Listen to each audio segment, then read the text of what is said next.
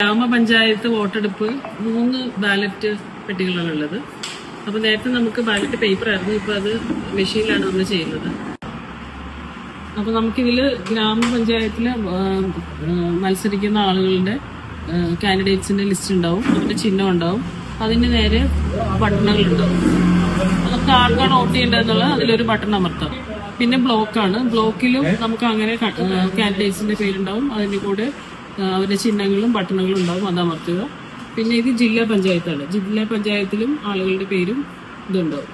അപ്പൊ നമുക്ക് വേണമെങ്കിൽ 3 വോട്ടും ചെയ്യാം. 3 വോട്ടും ചെയ്ത് കഴിയും ഓരോ വോട്ടില് ഇതിൽ പ്രസ് ചെയ്യുമ്പോൾ ചെറിയൊരു ബീപ്പ് സൗണ്ട് ആണ്, ഇതിലും ചെറുതാണ്. പക്ഷെ 3ാമത്തെ നമ്മൾ പ്രസ് ചെയ്ത് കഴിയുമ്പോൾ ലോങ് ബീപ്പ് സൗണ്ട് ആണ്, അത് നമ്മുടെ വോട്ട് കംപ്ലീറ്റ് ആയി എന്നുള്ളതാണ്. ഇപ്പൊ എനിക്ക് ഇതിൽ ഒരാൾക്ക് ഏതെങ്കിലും ഒരാൾക്കും വേണമെങ്കിൽ എനിക്ക് ചെയ്യാം. പക്ഷെ അങ്ങനെ ഒരാൾക്ക് മാത്രമായിട്ടാണ് നമ്മൾ ചെയ്യുന്നതെങ്കിൽ നമ്മൾ അയാളുടെ അടയാളത്തിൽ ബട്ടണിൽ പ്രസ് ചെയ്ത് കഴിഞ്ഞിട്ട് പിന്നെ നമ്മൾ 3ാമത്തെ ബ്ലോക്കിൽ ഒരു എൻഡ് താഴെയായിട്ട് ഒരു റെഡ് കളറിൽ ഒരു എൻഡ് ബട്ടൺ ഉണ്ട്. ആ റെഡ് എൻഡ് ബട്ടൺ പ്രസ് ചെയ്യുമ്പോഴാണ് വോട്ടിംഗ് പൂർത്തിയാവുന്നത്, അല്ലെങ്കിൽ നമ്മുടെ വോട്ടിംഗ് കൗണ്ട് ആവില്ല.